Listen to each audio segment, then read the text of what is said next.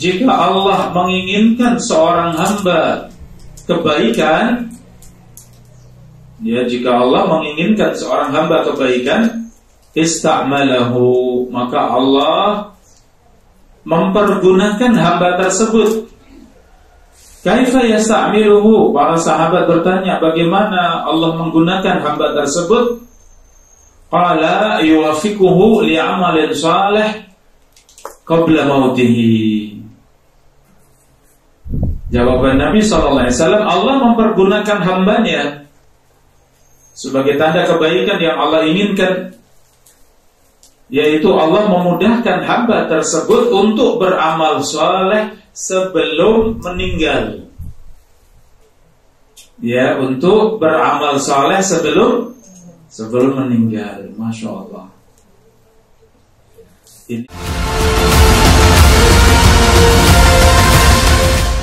Bismillahirrahmanirrahim. Assalamualaikum warahmatullahi wabarakatuh.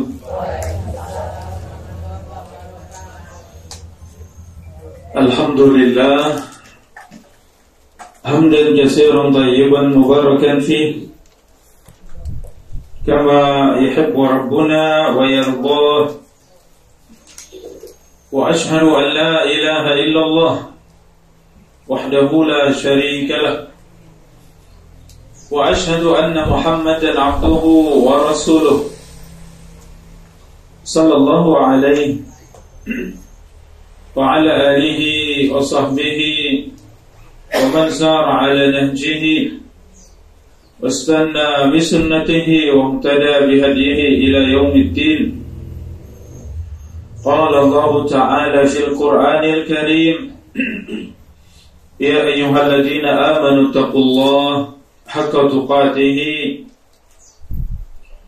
wa la tamutunna illa wa antum muslimun.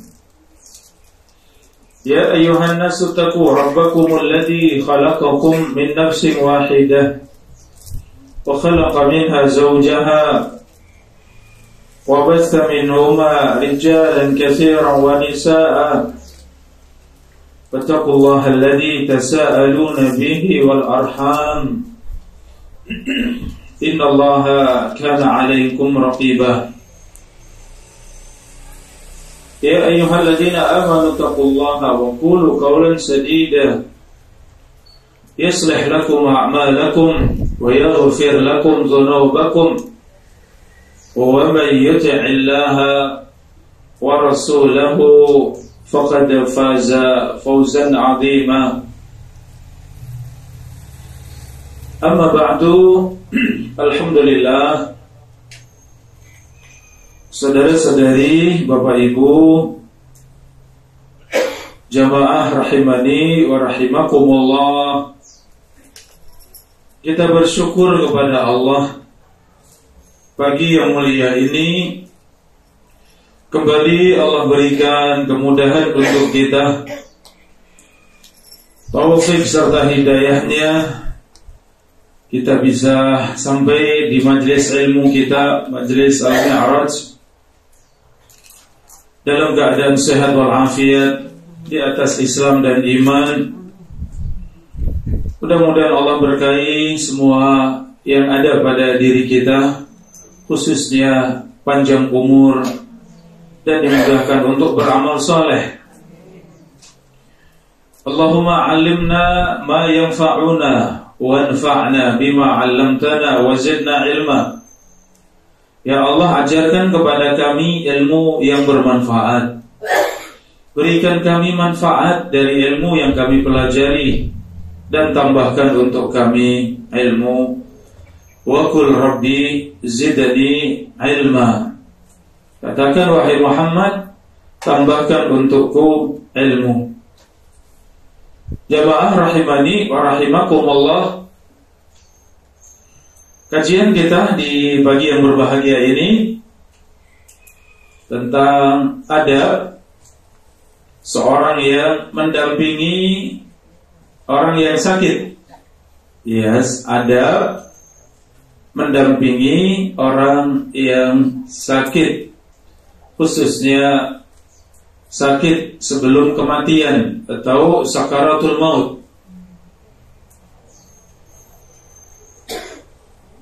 Bapak Ibu jamaah rahimani wa rahimakumullah,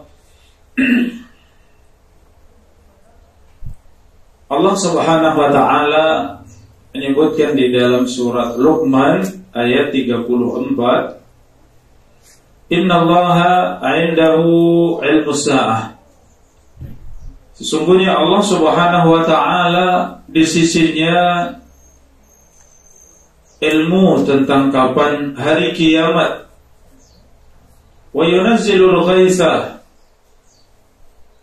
Dialah Allah yang menurunkan hujan. Wa ya'lamu ma fil arham. Dialah Allah yang Maha mengetahui dengan apa yang ada di dalam rahim, apa yang ada di dalam perut seorang ibu. Wa ma tadri nafsun madza taksibu ghadan. Dan Allah yang Maha tahu satu jiwa esok hari apa yang ia dapatkan, apa yang ia kerjakan. Wa ma tadri nafsun bi ayyi ardin tamut. Dan Allah yang Maha tahu satu jiwa di mana ia akan meninggal, di mana ia akan mati. Innallaha alimun khabir. Sesungguhnya Allah Subhanahu wa taala yang Maha berilmu dan Maha mengetahui. Surat Luqman ayat 34 ya. Jamaah rahimani wa rahimakumullah, di antara yang Allah sebutkan perkara gaib adalah wa ma tadri nafsun bi ayyi ardin tamut. Satu jiwa tidak tahu di mana ia akan meninggal. Ini Bapak Ibu jamaah rahimani wa rahimakumullah, satu perkara yang hendaknya setiap muslim bersiap diri ketika dipanggil Allah Subhanahu wa taala. Hendaklah ia bersungguh-sungguh agar ia meninggal dalam keadaan husnul khatimah. Apa itu husnul khatimah? Husnul khatimah adalah seorang yang meninggal dalam 3 keadaan. Yang pertama, dalam keadaan diridhoi Allah Subhanahu wa taala kemudian meninggal, maka itu husnul khatimah, dalam keadaan diridhoi Allah. Yang kedua, dalam keadaan sudah bertaubat dengan taubat nasuha, taubat yang benar, setelah itu meninggal, maka ia meninggal husnul khatimah. Yang terakhir, yang ketiga, seorang meninggal tatkala sedang beramal saleh, sedang beramal saleh kemudian meninggal, maka meninggal yang seperti itu disebut dengan meninggal yang husnul khatimah. Ia sedang sholat, ia sedang berpuasa, ia sedang membaca Al-Quran, ia sedang bersedekah, sedang berbakti kepada orang tua, sedang menuntut ilmu, semua ketaatan, dalam keadaan sedang beramal saleh, Allah panggil, maka ia meninggal dalam keadaan husnul khatimah. Ya, jadi sangat mudah untuk kita ilmui, kita fahami bahwa hakikat husnul khatimah seperti itu. Seorang yang menjaga taubatnya kemudian meninggal, seorang dalam keadaan baik, dalam keadaan istiqomah, dalam keadaan diridhoi Allah kemudian meninggal, itu husnul khatimah. Atau sedang beramal saleh. Dan ini tiga-tiganya Bapak Ibu rahimakumullah hendaknya ada dalam diri kita setiap saat, agar kita dalam keadaan diridhoi Allah. Jangan sampai berbuat, berucap yang itu mendatangkan murka Allah. Dalam keadaan kita menjaga amal saleh, apakah itu wajib atau sunnah? Menjaga semua yang wajib, salat 5 waktu, puasa di bulan Ramadan, kewajiban menunaikan zakat, ya. Ia juga bersungguh-sungguh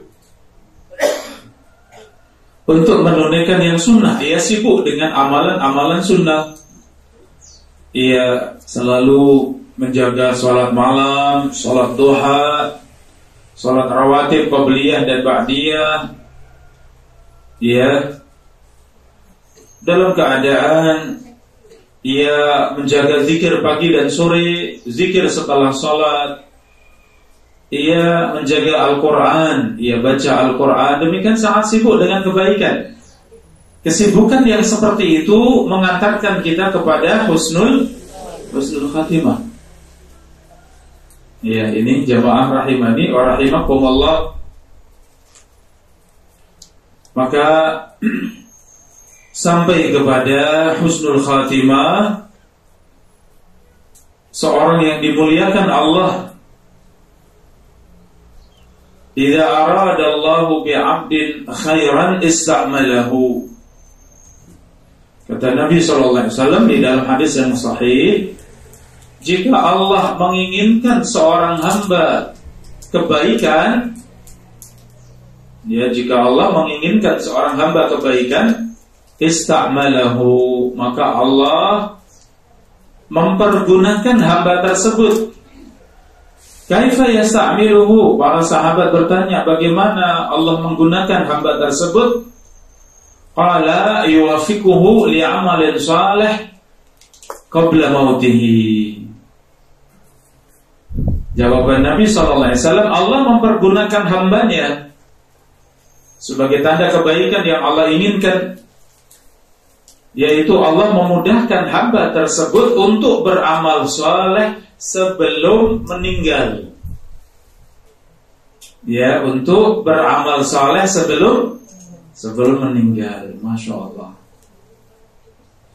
Ini Bapak Ibu jamaah rahimakumullah, di antara kebaikan yang Allah berikan untuk kita, Allah inginkan untuk kita, kalau kita mudah beramal saleh. Apalagi amal saleh tersebut amal saleh sebelum meninggal, yang itu tadi menjadi tanda apa? Menjadi tanda husnul khatimah, dalam keadaan diridhoi Allah, atau sedang beramal saleh, atau sudah bertaubat dari dosa-dosanya kemudian meninggal. Masya Allah, itulah hakikat husnul khatimah. Kalau ingat ini, kita takut dosa. Ya, kalau ingat yang seperti ini, kita sangat takut dengan dosa. Ya, karena dosa akan mengantarkan kepada su'ul khatimah. Ya, apalagi kita yang umur kita sudah kepala 5, sudah kepala 6. Ada yang 7, Bapak Ibu? Ada ya? Oh sudah. Pokoknya semangat untuk selalu menjaga tadi apa? Yang pertama, agar selalu diridhai Allah. Yang kedua, agar selalu istiqamah di atas taubat. Dan yang ketiga, agar selalu beramal saleh. Keadaan seperti itu terus kita jaga, pas Allah panggil, insya Allah kita di atas kebaikan tersebut, dan itu husnul khatimah. Jamaah rahimani wa rahimakumullah, apa saja yang bisa kita kerjakan sebagai orang yang menjaga ketika ada seorang yang sakit? Ya, kita yang menemani orang yang sakit, kesempatan kita untuk menasihati, untuk mengingatkan dia, karena Orang yang sakit itu hatinya terbuka. Orang yang sakit biasanya ingat akhirat. Ya, orang yang sakit hatinya sangat lembut. Orang yang sakit hatinya berangan-angan, seandainya aku sehat, aku akan banyak sholat. Seandainya aku sehat, akan banyak bersedekah. Ya, kalau aku nanti sehat, aku akan rajin membaca Al-Quran, dan seterusnya. Maka bagaimana adab kita yang mendampingi orang yang sakit? Hendaknya selalu menasehati. Di antaranya untuk memperbanyak bertaubat, memperbanyak istighfar. Ya, ini yang selalu dikerjakan orang yang sakit, untuk mengucapkan astaghfirullah wa atubu ilaih. Astaghfirullah wa atubu ilaih. Aku beristighfar kepada Allah dan aku bertaubat pada Allah. Kalau itu sakit sebelum meninggal, taubat masih diterima tidak Bapak Ibu? Kapan tidak diterima? Iya, kalau sudah mulai proses sakaratul maut, nyawa sudah sampai di tenggorokan. Iya, nyawa sudah proses dicabut sampai di tenggorokan, masih hidup tapi sudah hampir meninggal. Seperti itu bertaubat, diterima tidak? Tidak diterima. Kata Nabi, tuqbalu taubatu malam yugharghir.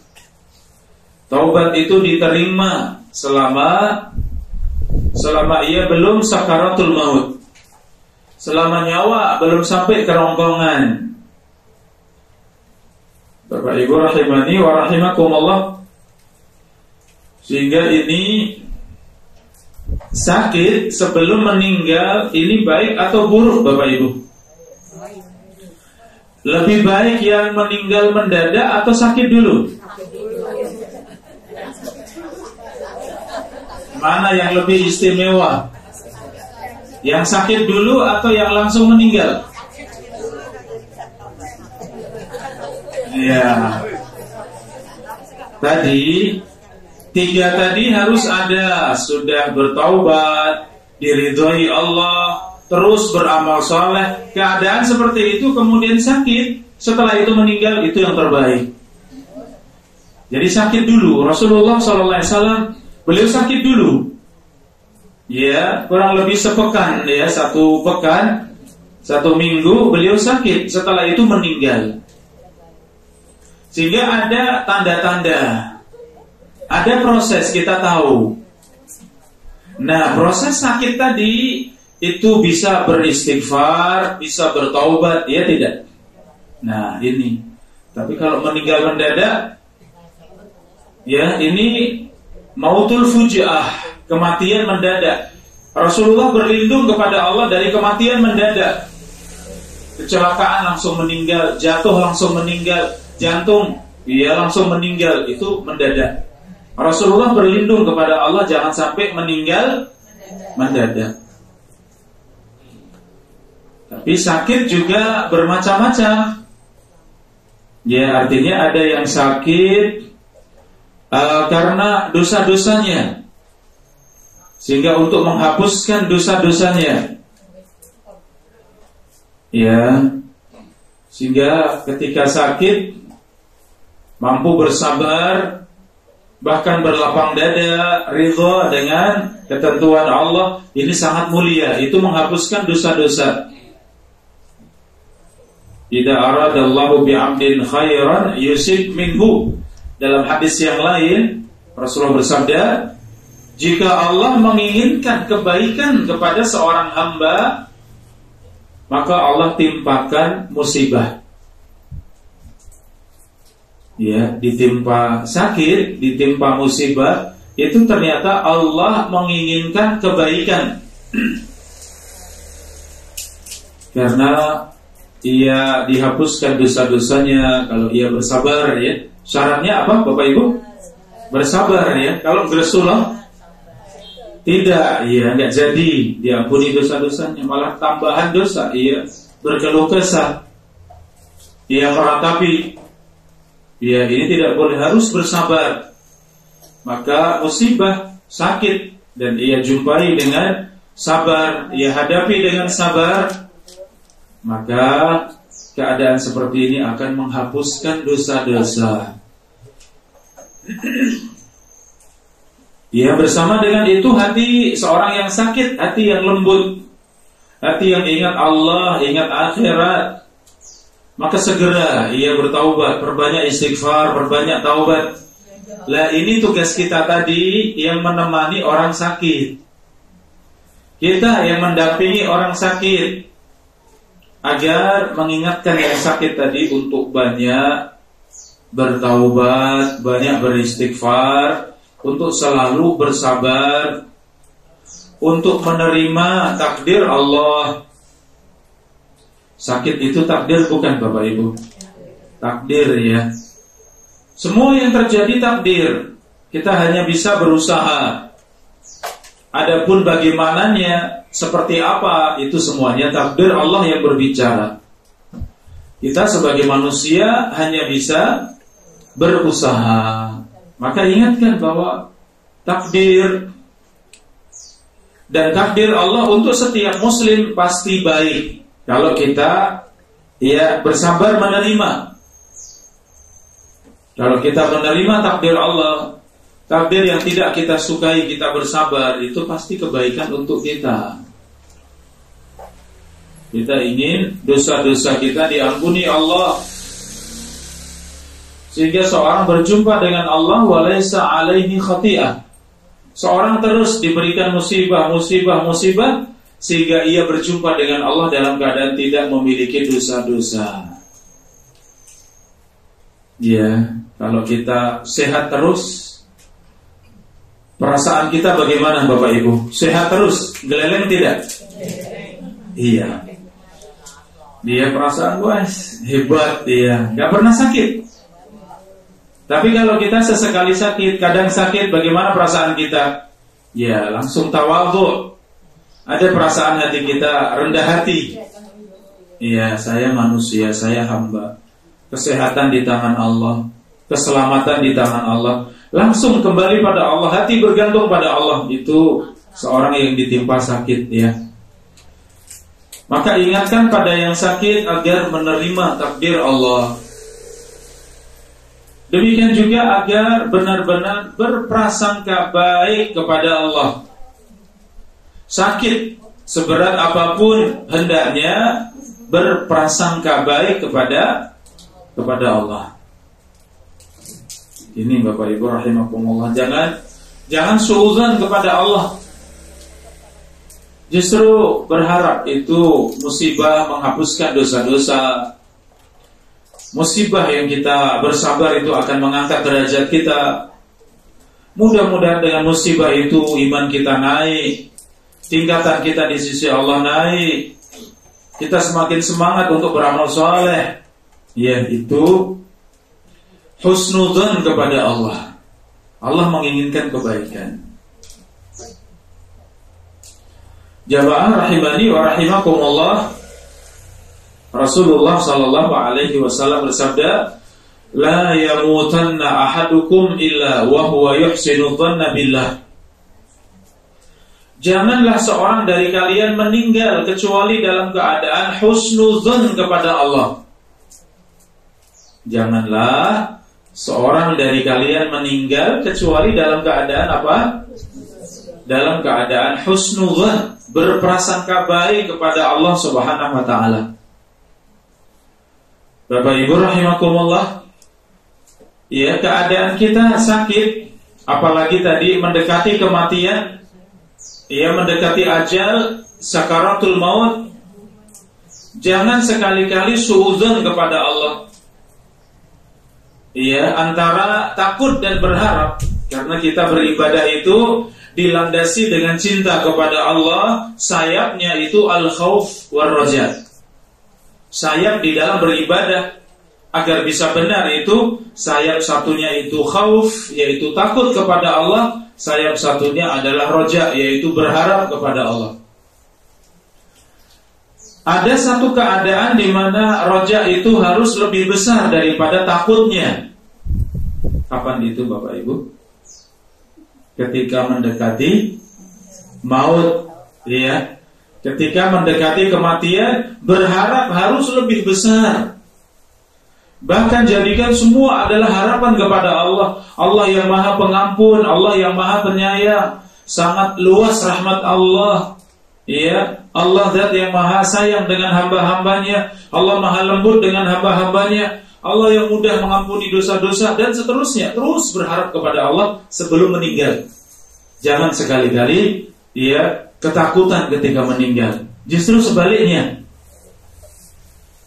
Ya, ini persiapan kita dengan ilmu ya Bapak Ibu.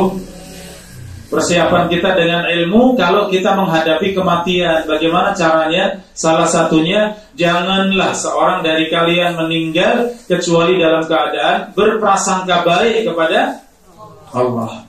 Walaupun dosa-dosa kita di masa lalu banyak, walaupun kita ya pernah mengerjakan dosa besar yang ini yang itu, segera kita perbanyak istighfar, perbanyak taubat, ya.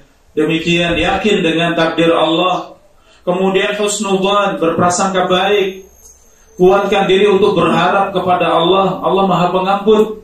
Seandainya dosa-dosa itu sepenuh kolong langit, kalau kita datang kepada Allah, mentauhidkan Allah, kita beristighfar, Allah juga akan datangkan ampunan sepenuh kolong langit. Seandainya dosa-dosa kita sepenuh bumi, Allah juga datang kepada kita dengan membawa ampunan sepenuh bumi. Ribun menikah. Siap boten? Siap husnudzan maksudnya. Ya, siap insyaallah ya. Harus dari sekarang membiasakan husnudzan kepada Allah. Berprasangka baik kepada Allah, apalagi mendekati apa tadi? Mendekati ajal. Maka harus benar-benar husnudzan kepada Allah. Hadis ini hadis yang sahih, diriwayatkan oleh Al-Imam Muslim rahimahullah. Kemudian yang kedua, jamaah rahimakumullah, ya, ketika kita menemani orang yang sakit, agar segera mengingatkan untuk menunaikan semua kewajiban.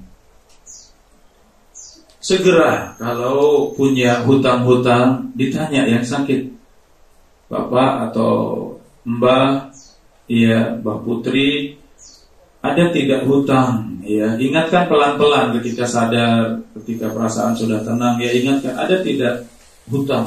Oh iya, saya punya hutang dengan tetangga belakang rumah misalnya. Oh iya, saya punya hutang dengan teman dekat Ibu Fulanah misalnya. Maka semua terkait dengan kewajiban ingatkan. Ada tidak hutang puasa Ramadan? Ya, kalau hutang Ramadan, Bapak Ibu, ini ada rinciannya. Ya, seorang yang sakit mendekati kematian punya hutang puasa Ramadan. Ketika nanti meninggal itu dibayar atau tidak? Ternyata dirinci. Kalau setelah selesai Ramadan, setelah itu ada kesempatan untuk membayar. Tapi yang meninggal tadi ternyata belum sempat untuk membayar, untuk qadha belum sempat, maka seperti itu dibayarkan ahli warisnya. Iya, dipuasakan ahli warisnya. Ya, itu. Tapi kalau ia sakit di bulan Ramadan tadi, terus berlanjut setelah Ramadan masih sakit kemudian meninggal, maka seperti itu puasanya tidak digantikan. Karena ia tidak ada kesempatan untuk membayar. Ya, jadi dirinci, ada tidak kesempatannya untuk membayar. Kalau ada kesempatannya kok belum bayar, maka itu yang harus diqadha oleh keluarganya. Tapi kalau memang belum ada kesempatan, maka itu dimaafkan di dalam Islam.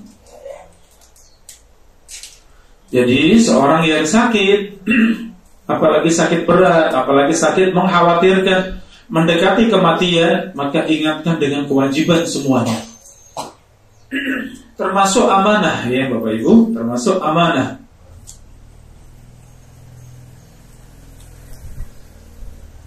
Kalau ada tanggungan amanah, mungkin memegang uang kas misalnya, memegang uang milik majelis ilmu atau milik yayasan, atau ada amanah yang menitipkan emas, perak misalnya. Amanah apapun dia ingatkan, ada 3 amanah yang dijaga. Ingatkan, itu kita yang mendampingi orang sakit. Karena sakit mungkin gak sempat berpikir, lali, sakit ya, sedang sakit itu sibuk dengan sakitnya, sibuk dengan perasaannya. Ya, kalau tidak mungkin untuk menunaikan, segera menulis wasiat. Nah ini tadi, utang misalnya belum sempat untuk membayar, maka tuliskan wasiat. Ya, keluargaku, anak-anakku, dia suamiku, istriku, hendaknya tunaikan seandainya aku meninggal. 1, saya punya hutang kepada ibu fulana sekian. 2, punya hutang kepada toko fulan, ya, sebanyak sekian. 3, tulis wasiat, jangan sampai kelewatan.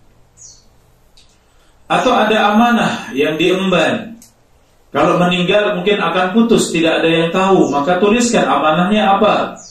Saya diamanai untuk ya menjaga uang milik organisasi misalnya, dia sekian, dan itu uang ada di lemari misalnya, ada di paling atas, ada di dompet misalnya. Seperti itu sampaikan. Kalau tidak, ahli waris membuka lemari, banyak sekali uangnya. Wah, ternyata ibu diam-diam banyak menabung, padahal uangnya yayasan misalnya. Ya, kalau tidak ada menulis wasiat, maka ingat Bapak Ibu, kalau belum bisa menunaikan kewajiban tadi, maka tuliskan apa? Tuliskan wasiat. Atau wasiat secara umum kemarin sudah kita bahas ya. Nanti kalau aku meninggal, tolong mobil ini wakafkan untuk masjid misalnya. Ya, itu juga wasiat, dikerjakan setelah meninggal. Ya, ingatkan, apakah ingin menulis wasiat? Adakah sesuatu yang ingin diwasiatkan ketika benar meninggal? Ya, ini tadi tugas siapa Bapak Ibu? Yang mendampingi orang sakit ya. Kemudian di antaranya yang menjaga orang yang sakit, usahakan jangan sampai kosong ya. Kalau misalnya sibuk ya, pengen pulang karena sudah beberapa hari menjaga, pengen pulang misalnya, gantikan dengan yang lain, jangan sampai kosong, tidak ada yang menjaga. Usahakan selalu ada yang mendampingi yang sakit ya. Jangan dibiarkan sendiri. Khawatirnya apa Bapak Ibu? Meninggal tidak ada yang menemani. Ya, kalau tadi mendekati kematian, ya badan sudah mulai lemah, pandangan mata sudah mulai terlihat, nafas sudah mulai ya ngos-ngosan, sudah mulai ngorok ya. Maka sebelum pada proses itu, ya, tadi sakaratul maut kalau seperti itu sampai sudah mulai ngorok, nafas sudah mulai tersengal-sengal, itu sudah sakaratul maut. Maka sebelum keadaan seperti itu sudah mulai diajak komunikasi untuk talqin. Kata Nabi SAW, "Lakinu mautakum la ilaha illallah." Talqinlah orang-orang yang akan meninggal dengan la ilaha illallah. Kita yang menunggu bagaimana cara talqinnya, yaitu ucapkan di dekat telinganya dengan suara yang cukup, ya tidak terlalu kencang, ya didengar dengan baik. Ucapkan la ilaha illallah dengan pelan-pelan, la ilaha illallah, didengar dengan baik. Kalau yang sakit sudah bisa mengikuti la ilaha illallah, ya maka dia cukup 1 kali saja. Ya, itu sudah menjadi ucapannya. Ya, jangan terus-menerus, nanti malah kecapean. Ya, 1 kali saja. Kalau belum dengar, ulang lagi, belum dengar, ulang lagi, belum bisa mengucapkan, ulang lagi. Tapi itu ya kasih jarak sehingga yang sakit juga tidak diberondong ya, tidak langsung diserang untuk la ilaha illallah terus ya, tapi pelan-pelan. Kalau kemudian berbicara yang lain, tanyalah di mana anakku yang paling kecil misalnya, mana ini, terputus dengan ucapan, maka ingat itu Anda yang mendampingi, talqin lagi, karena sudah terputus dengan ucapan yang lain. Kita berharap menalkin orang yang sakit itu agar akhir ucapannya adalah la ilaha illallah. Apa keutamaannya Bapak Ibu? Iya, masuk surga, dakhalal jannah. Man kana akhiru kalamihi la ilaha illallah dakhalal jannah. Barang siapa yang akhir ucapannya la ilaha illallah, maka ia masuk di dalam surga. Ya, ini maka kita semangat menjaga yang sakit untuk bisa kita talqin, ya, agar mengucapkan kalimat la ilaha illallah.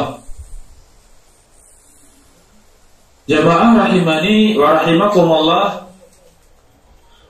Setelah itu, apalagi yang kita kerjakan mendampingi orang yang sakit, fokus agar yang sakit tadi meraih husnul khatimah.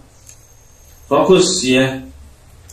Kalau masih bisa diajak bicara, kita ingatkan dia, maukah untuk bersedekah, maukah untuk berwasiat, adakah dosa-dosa, maka segera bertaubat. Ya, ini usaha yang terakhir, mengingatkan kepada yang sakit, apalagi sakit mendekati kematian, untuk fokus kepada husnul khatimah, agar meraih husnul khatimah. Dan tadi apa itu husnul khatimah? Ada 3 poin tadi yang menentukan ya. Alhamdulillah sudah kita bahas.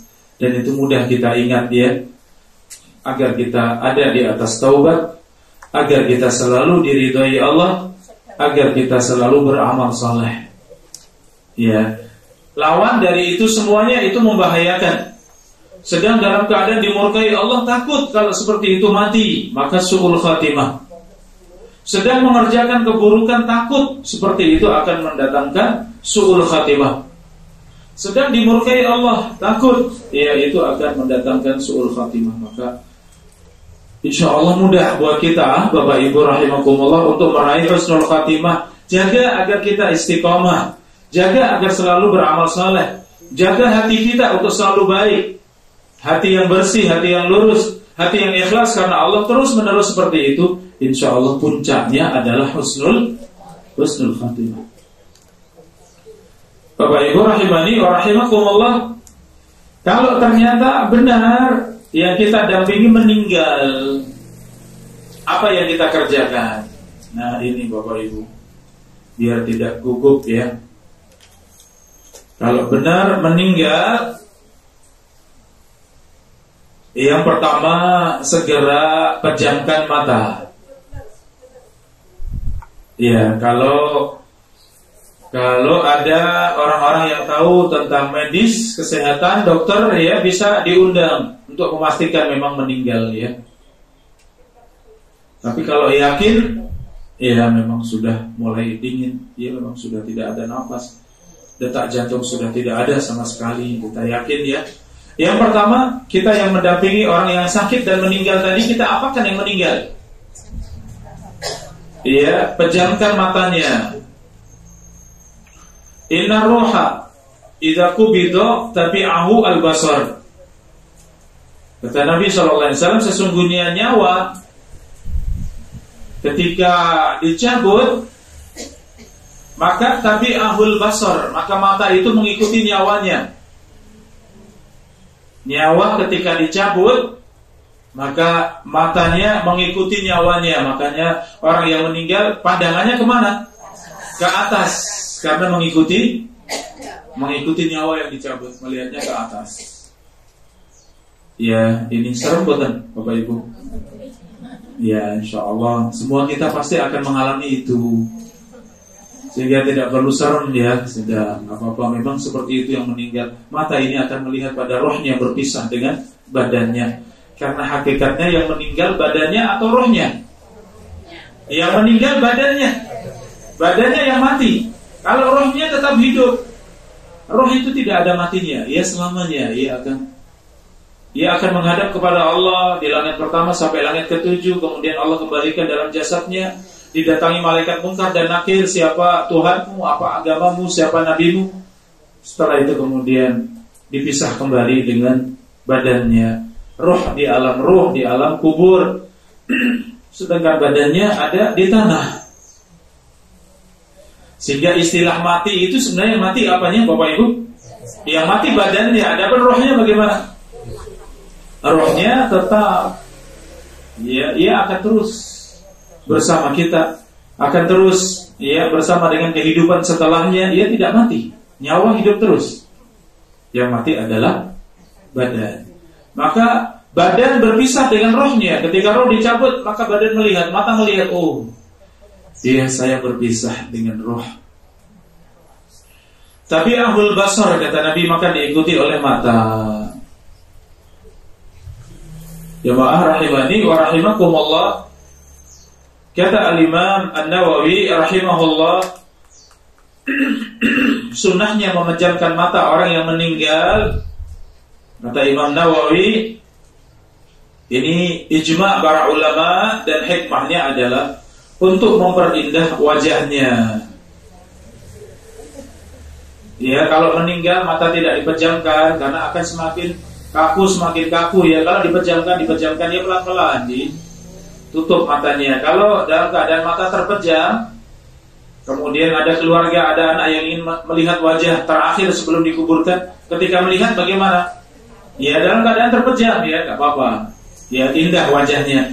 Tapi kalau di dalam keadaan dibuka wajahnya ternyata melilit ke atas, ya dia melihat, aduh ya Allah. Ya, sehingga ini sunnahnya dan itu kesepakatan, itu ijma' para ulama. Ya, jamaah rahimakumullah. Ada zikirnya. Ketika memejamkan mata tadi ada bacaannya bismillah wa ala millati rasulillah. Mudah dihafalkan, bismillah wa ala millati rasulillah. Monggo semuanya hafal ya. Karena tadi bismillah, monggo sareng-sareng bismillah wa ala millati rasulillah. Bismillah wa ala millati rasulillah. Nah ini sebaiknya yang mendampingi orang sakit tadi siapa? Orang yang terdekat. Yang mendampingi itu orang yang terdekat. Kalau suami ya istrinya, kalau istri ya suaminya atau anak-anaknya, ya atau saudaranya, orang-orang yang terdekat. Orang yang tahu tentang yang sakit ini, orang yang paling sayang kepada yang sakit ini, itu yang mendampingi. Ya, sehingga kalau kita mendapati suami, mendapati istri, mendapati anak, saudara, saudari, ya orang tua, ya kita semangat karena kita tahu ilmu. Ya, kita tahu ilmu sehingga kita bisa menemani. Tadi doanya tadi apa? Bismillah wa ala millati rasulillah. Wah, sudah hafal semuanya. Masya Allah, alhamdulillah. Itu ketika sambil memejamkan bismillah wa ala millati rasulillah, kita pejamkan, diulang-ulang. Ya, kemudian setelah memejamkan mata, adab yang kedua mendoakan yang meninggal. Ya, mendoakan yang meninggal. Ketika sahabat Rasulullah meninggal, yaitu Abu Salamah meninggal, maka doa Rasulullah, Allahumma ighfir li Abi Salamah warfa' darajatahu fil mahdiyyin wa akhlifhu fi aqibihi fil ghabirin waghfir lana wa lahu ya rabbal alamin wafsah lahu fi qabrihi wa nawwir lahu fihi. Doanya agak panjang. Kalau mau ringkasnya di awal tadi saja, Allahumma ghafir, ya Allahumma Ufir, ya kalau disambung Allahumma ufir. Kemudian siapa? Ibu siapa? Bapak siapa? Silakan. Dengan bahasa kita, ya Allah ampunilah dosa-dosa bapak fulan. Ya Allah ampunilah dosa suamiku. Warfa' darajatahu fil mahdiyin, dan jadikan derajatnya bersama orang-orang yang mulia. Angkatlah derajatnya bersama dengan orang-orang yang mulia. Ya, ini doanya. Nanti kalau pengen yang lebih panjang bisa dicari ya, insyaallah. Bapak Ibu bisa pegang HP betul. Kalau pegangnya bisa ya, tapi bukanya bisa enggak? Nanti nyuwun putranya ya, cucu untuk mencarikan doa untuk yang meninggal tadi, atau dengan rekaman tadi nanti bisa didengarkan lagi. Allahumma ighfir li Abi Salamah, karena temannya Abu Salamah. Warfa' darajatahu fil mahdiyin wakhluflu fi aqibihi fil ghabirin waghfir lana walahu ya rabbal alamin wafsah lahu fi qabrihi wa nawwir lahu fihi. Ini doanya. Kalau belum hafal, coba banget ya, dengan bahasa kita tadi, ya Allah ampunilah dosa-dosanya, ya Allah rahmatilah saudaraku atau ayahku, ya Allah sayangilah, ya Allah berikanlah kelonggaran di dalam kuburnya, berikanlah cahaya dalam kuburnya, ya Allah mudahkanlah untuk menjawab pertanyaan mungkar dan nakir ya. Doa-doa dari bahasa kita monggo.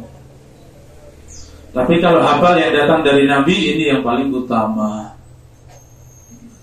Setelah mendoakan yang ketiga ikat dagunya. Orang yang meninggal tadi dagunya diikat dengan tali, dengan kain ya.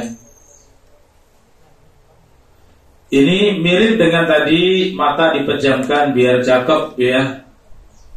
Demikian juga dagu ya, untuk diikat. Kenapa? Ya namanya meninggal, mungkin mulut terbuka. Meninggal mungkin mulut menganga. Ya. Maka kalau keadaan seperti itu, kata para ulama, khawatir masuk serangga.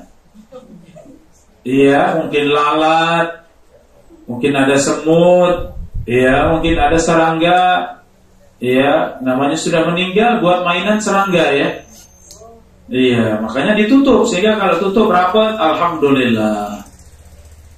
Dan itu prosesnya langsung ya, ketika masih hangat badan ya, artinya belum kaku, belum dingin. Kalau sudah dingin, wah sudah susah.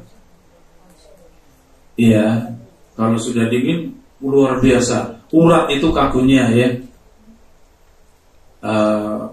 Pernah kemarin kita Lebaran Idul Adha, ada yang pegang kepala kambing, ya masih terbuka mulutnya ketika sudah dingin ya, mulut mau dibuka saja, wah sudah keras banget seperti besi ya. Segitu kuatnya urat ya, ketika sudah dingin sudah nggak bisa bergerak. Ya ini tadi dagu segera diikat. Kalau masih dingin tadi, masih hangat ya, masih baru saja meninggal, ikat insyaallah itu mudah. Demikian juga selain serangga tadi, wajah juga nyaman dipandang ya. Namanya mulut tertutup ya, ketika dipandang wajah ya alhamdulillah enak dipandang. Jadi Bapak Ibu kalau sudah meninggal, sudah dikafani, kemudian wajah mau dibuka, boleh tidak?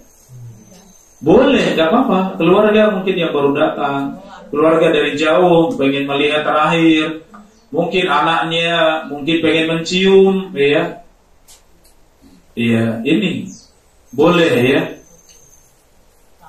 Tapi kalau di kita biasa tidak mencium si mayit. Biasa ya, alhamdulillah kalau biasa. Kalau sebagian mungkin serem, takut nanti dihantui katanya.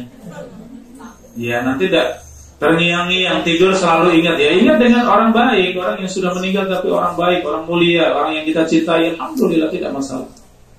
Jadi boleh tidak setelah dikafani tadi, kemudian untuk wajah, ya untuk yang wajah itu dibuka ya sebelum nanti dikuburkan, ditutup kembali, boleh tidak? Boleh. Bahkan sunnahnya ketika nanti menguburkan memang wajah dibuka sehingga pipi itu menempel di tanah. Itu sunnahnya. Seandainya pun tidak, ya ikatan dilepas semuanya cukup. Tapi kalau wajah dibuka sehingga wajah menempel di tanah, dia wajah yang kanan, dia kanan, kepalanya di mana? Kepalanya di utara, kaki di selatan, menghadapnya ke kiblat. Maka pipi yang kanan dibuka wajahnya, kemudian pipi ditempelkan dengan tanah. Itu sunnahnya yang menguburkan. Maka kita keluarganya pengen lihat ya wajah dibuka, boleh gitu. Dan kalau tadi dagu diikat, ya wajah juga terlihat, ya bagus ya. Tapi kalau sudah matanya melihat ke atas, melotot ke atas, mulutnya terbuka, ya menakutkan ya. Seperti itu. Maka ini hikmah di dalam syariat Islam. Selanjutnya yang keempat, Bapak Ibu rahimakumullah, adalah melemaskan persendian. Persendian segera dilemaskan dan dipasang ya, diposisikan. Kalau kaki lurus ya, kalau tadi meninggalnya miring. Makanya tadi kalau tidak ada yang menjaga kemudian meninggal, wah sudah posisi sudah kaku, kaki sudah ditekuk misalnya, tangan ditekuk. Ya mau diluruskan sudah sulit ya, mungkin di medis ada bahan-bahan ya untuk melemaskan ada, tapi kalau kita ada yang menemani segera dilemaskan kemudian kaki diluruskan. Tangan ini lurus atau sedekap Bapak Ibu? Lah ini yang di kita ini sedekap ya. Kalau di Arab itu lurus tangan itu. Saya heran ya, artinya mikir-mikir kenapa ya di kita ini kok tangan suruh sedekap ya, padahal nggak sholat. Iya, tapi kalau di kita kok tangan disedekapkan ya seperti itu. Padahal kalau di Arab lurus semuanya, nggak ada yang sedekap. Lurus. Ya itu umum ya, artinya mau lurus boleh, mau sedekap selama tidak ada keyakinan tertentu nggak apa-apa. Tapi bayangan kita mungkin orang-orang dulu kalau sedekap itu seakan wis pasrah gitu ya. Wes kayak wong sholat gitu ya, mungkin orang tua dulu gitu ya. Iya, seperti seorang yang sholat maka seperti orang yang sedekap ya. Tapi sebenarnya untuk memandikan ya lebih mudah kalau tangannya lurus. Ya, nanti dimandikan tangannya lurus lebih mudah untuk dimandikan. Sebenarnya ya, ini. Jadi monggo ya, insya Allah tidak masalah kalau mau sedekap juga. Tapi wallahu a'lam, kalau kita lihat para ulama kita dalam mengurus jenazah, mereka tangan diluruskan ya, tidak sedekap. Nanti juga dalam proses mengikat juga tidak ada yang jendul di perutnya, karena jendul tangan ya. Iya, lurus ya. Tapi ini umum ya, artinya boleh ya, tidak masalah mau sedekap juga boleh, mau lurus, dan itu yang biasa ya di para ulama kita. Ya lebih mudah kalau lurus sebenarnya. Kemudian yang kelima, Bapak Ibu segera lepaskan pakaian. Nah umumnya karena badan sudah kaku, pakaian itu digunting, dibuang. Sebenarnya kalau langsung dilepaskan pakaiannya itu lebih baik. Pakaian masih bisa dimanfaatkan. Mungkin pakaian yang bisa dipakai anak-anak, dipakai siapa yang bermanfaat, ya masih bermanfaat, alhamdulillah bisa dipakai. Tapi kalau sudah kaku, bisa nggak dilepas? Ya langsung digunting. Ya tangan sudah kaku, udah nggak bisa digerakkan, gimana ngelepasnya? Nggak bisa. Sudah sangat sulit ya. Sehingga yang kelima adalah pakaian segera dilepaskan, tapi tetap tidak melihat aurat ya, aurat tetap aurat. Aurat laki-laki antara pusar sampai lutut. Aurat wanita di hadapan wanita juga pusar sampai lutut. Ya dada itu tambahan ya. Tapi kalau lawan jenis ya tetap ketika membuka pakaian tadi usahakan yang memang satu jenis laki dengan laki. Perempuan juga perempuan yang melepas ya. Kemudian ditutup dengan kain. Ketika nanti memandikan juga lebih mudah, sudah tidak ada kain ya. Iya, ini Bapak Ibu rahimakumullah yang kelima ini tadi segera melepaskan pakaian yang melekat di badan. Setelah itu yang keenam, tutup dengan kain. Setelah dilepaskan pakaian, tutup dengan kain. Iya, kalau dia nggak harus jari, ya mau apa saja boleh sebenarnya. Tapi kalau kita jari itu, ya karena orang dulu yang paling gampang kainnya kain apa? Kain jari, ya itu paling gampang. Tapi sekarang cari jari malah susah mungkin ya. Iya, dengan spray, dengan sarung atau apa ya, intinya ditutup ya. Tutup dengan kain.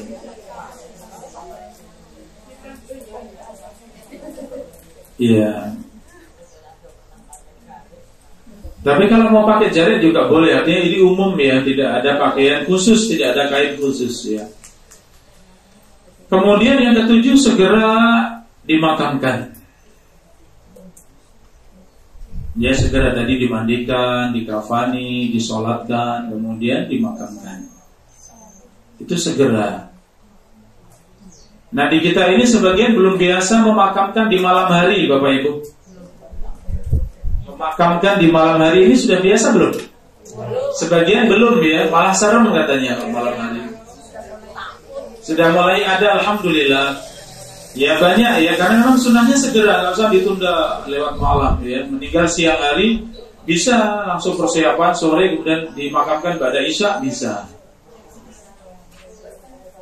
Ya. Berikut. Pakaian dilepas terus ditutup dengan kain tadi. Setelah itu segera persiapan untuk pemakaman tadi dengan cara dimandikan, dikafani, disolatkan, baru dimakamkan. Ya, setelah yang ketujuh tadi dimakamkan, yang kedelapan, ya segera lunasi hutang-hutangnya. Ya, segera lunasi hutang-hutangnya. Seperti zakat, kafarah atau tebusan, nazar, ya. Hutang dengan manusia, pinjam meminjam, jual beli, upah, ya, yang harus dibayarkan. Apa saja terkait dengan hak manusia, hak orang lain. Kata Nabi SAW, nafsul mu'min mu'allaqah bidainihi. Jiwa seorang mukmin itu tergantung dengan hutangnya. Ia tidak akan masuk surga kalau hutangnya belum selesai. Harusnya sudah masuk surga, tapi karena punya hutang maka tertahan. Kenapa? Iya, ada hutang, maka selesaikan. Jangan malu ya untuk menuliskan hutang pada keluarga. Jangan malu. Malu di dunia tapi nanti dipermalukan di akhirat. Ya. Kita yang beriman dengan hari akhirat, jangan. Sampaikan semua ya, tadi sudah kita bahas tentang kewajiban kita. Kemudian yang terakhir, tunaikan wasiat. Setelah membayar hutang, tunaikan wasiat. Baru yang terakhir, bagi warisan. Sisa hartanya menjadi harta warisan. Baik, sampai di sini Bapak Ibu kajian kita di kesempatan pagi berbahagia ini. Alhamdulillah, mudah-mudahan ini menjadi banyak ya wawasan, ilmu dan pemahaman kita terkait dengan orang yang sakit. Kita yang menemani yang sakit atau kita yang ditemani Bapak Ibu. Bisa jadi ya, bisa jadi kalau kita ditemani ya jangan rewel. Ya justru bersyukur, ternyata susah payah orang yang menemani ya. Ia menjaga semuanya. Sehingga kalau diingatkan bersyukur. Ibu beristighfar, dia langsung ucapkan astagfirullah, astagfirullah. Ya demikian. Jadi monggo Bapak Ibu mungkin ada pertanyaan, dipersilakan. Jadi dari kanan dulu monggo.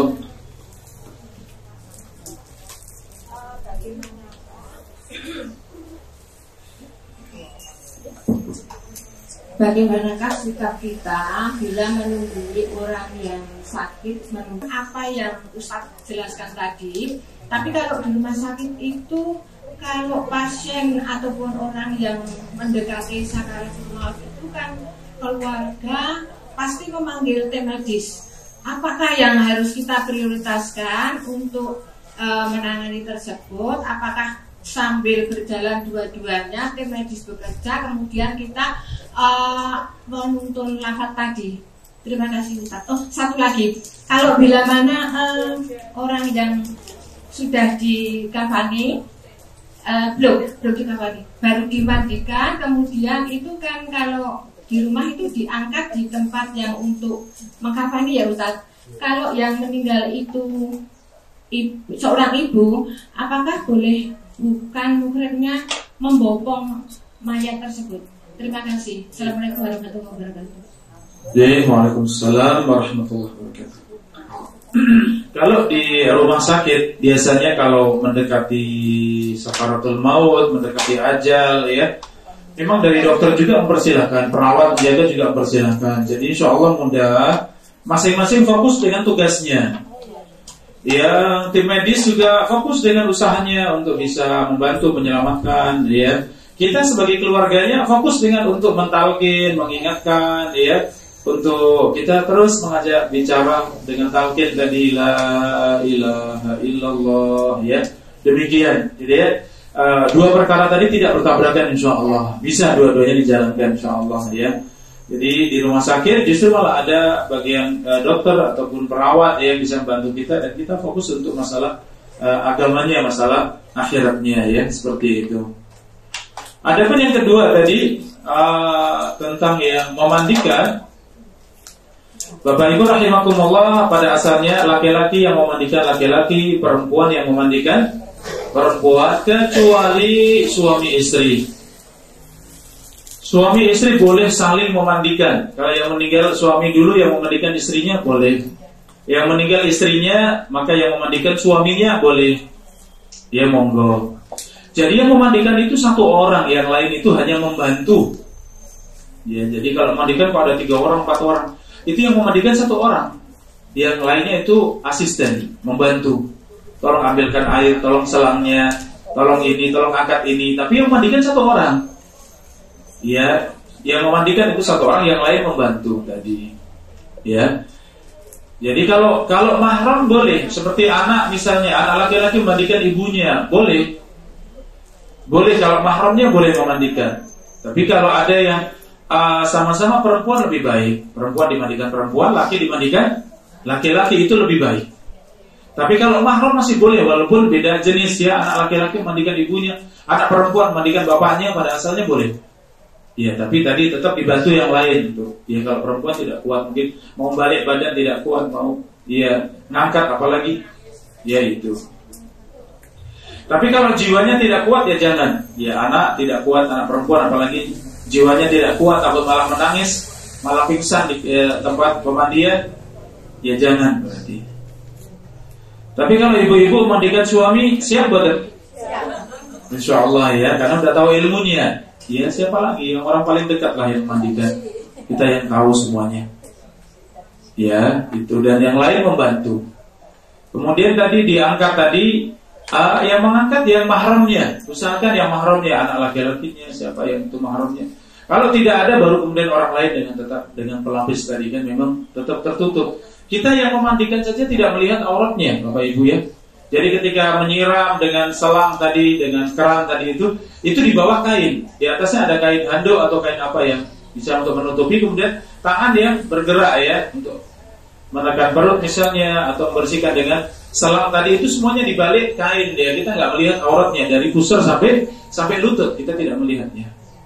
Kemudian yang basah tadi sudah selesai, yang basah diganti dengan handuk ya, maka yang basah ditarik, ditutup atasnya dengan handuk, kemudian yang basah dicabut, dihilangkan, diganti dengan handuk, kemudian dilap semuanya, kemudian dipindah ke tempat kain yang sudah disiapkan. Iya, baru kemudian dikafani. Seperti itu. Jadi wallahu ta'ala. Kalau itu nggak apa-apa ya. Iya, laki-laki dengan laki-laki, perempuan dengan perempuan ya. Iya, berat ya. Tapi kalau yang meninggal perempuan dan berat juga, misalnya kelas berat juga misalnya, ya berarti boleh laki-laki yang angkat. Kok tidak ada keluarganya, boleh laki-laki yang bukan mahram. Kalau tidak ada ibu, ini keadaan mendesak, iya, darurat yang mendesak boleh. Tapi kalau ada ya dari keluarganya. Seperti itu. J, sami-sami. Yang dari bapak ada belum? Biar saya toleh kiri gantian. Iya, seimbang lehernya. Waalaikumsalam warahmatullahi wabarakatuh. yang mendampingi orang sakit itu berakhir dalam dia baru menjadi dunia. Iya, betul. Pasti punya ajaran tersebut. Betul. Bila kita tahu bahwa harapan itu sangat besar, bagaimana kita bisa mengaplikasikan bahwa Al-Quran itu intelektual sifat. Iya. Iya. Caranya bagaimana supaya semua bahwa Al-Quran itu sifat sebagai yang Iya. Jadi, terima kasih atas pertanyaannya. Jazakumullah khairan. Al-Quran sebagai sifat, maka boleh kita ya menjaga untuk membacakan Al-Quran, boleh bacakan. Ya, tapi membacakan Al-Quran memang didengar untuk yang sakit, dan yang sakit bisa mendengar. Tentu bacaan bukan dibacakan 5 juz, 10 juz, ya benar. Ya bacakan sebagian, mungkin 1 ayat atau 1 surat, 2 surat, berhenti, setelah itu istirahat. Kalau kita merasa yang sakit, Mbah atau Pak, gimana kalau saya bacakan lagi? Iya, saya senang, saya pengen mendengar, bacakan lagi, seperti itu. Ya, jadi pelan-pelan, tidak langsung diberondong, apalagi langsung 30 juz ya, dengan mengundang 1 kampung ya. Wah, ini tidak ada contohnya seperti itu. Yang sakit malah perasaannya ya bingung ya. Tapi itu harusnya sedikit-sedikit. Dan syifa atau obatnya Al-Quran itu untuk lahir dan batin, penyakit jiwa, penyakit hati, ataupun penyakit badan. Kalau dibacakan juga niatnya untuk mengobati, insya Allah juga menyembuhkan. Jadi boleh juga. Atau kalau kita yang sakit juga masih bisa baca Al-Quran, kita yang sakit ulang-ulang Al-Quran. Walaupun surat pendek misalnya, 3 surat pendek yang kita hafal ya, 3 kul misalnya, kita ulang-ulang baca. Itu juga menyembuhkan untuk penyakit kita, itu juga membersihkan hati kita, seperti itu. Jadi demikian, wallahu taala a'lam bishawab. Jadi mungkin satu lagi melihat waktu. Ribon, sebentar ya. Kenapa? Boleh ya, kalau yang mandikan orang yang amanah boleh. Iya, nggak apa-apa, boleh. Kalau itu rumah sakit Islam ya, atau rumah sakit umum, tapi yakin di situ juga tahu tata cara mandikan dengan benar, kita yakin orangnya amanah, orangnya baik, boleh, nggak apa-apa. Iya, monggo Ibu. Terima kasih Ustaz. Assalamualaikum warahmatullahi wabarakatuh. Waalaikumsalam warahmatullahi wabarakatuh. Ustaz Impreso bahwa si sakit itu pas pertengahan bulan Ramadan kemarin, dan qadarullah tidak bisa qadarullah sampai tinggal. Tapi dari pihak keluarga tidak tahu hutang puasanya berapa hari. Karena awal puasa bisa puasa Ustaz. Terus bagaimana yang harus kami lakukan? Terima kasih. Assalamualaikum warahmatullahi wabarakatuh. Waalaikumsalam warahmatullahi wabarakatuh. Tadi kita sampaikan kalau yang sakit tidak berpuasa di bulan Ramadan itu, kemudian setelah Ramadan nyambung masih tetap sakit dan tidak ada kesempatan membayar, maka hutang Ramadannya itu digugurkan dalam Islam, tidak wajib dibayar. Kecuali setelah Ramadan sehat, ada kesempatan bayar, kok belum bayar, masih punya hutang, itu yang tadi dibayarkan ahli warisnya, keluarganya. Demikian. Allahu a'lam. Mungkin yang terakhir tadi ada satu lagi Ibu ya, ringkas mawar. Iya. Orang lagi sedang sakit. Iya. Dia tidak mau sholat gitu ya. Iya. Dipaksa sholat tapi tidak mau. Jangan dipaksa ya. Betul.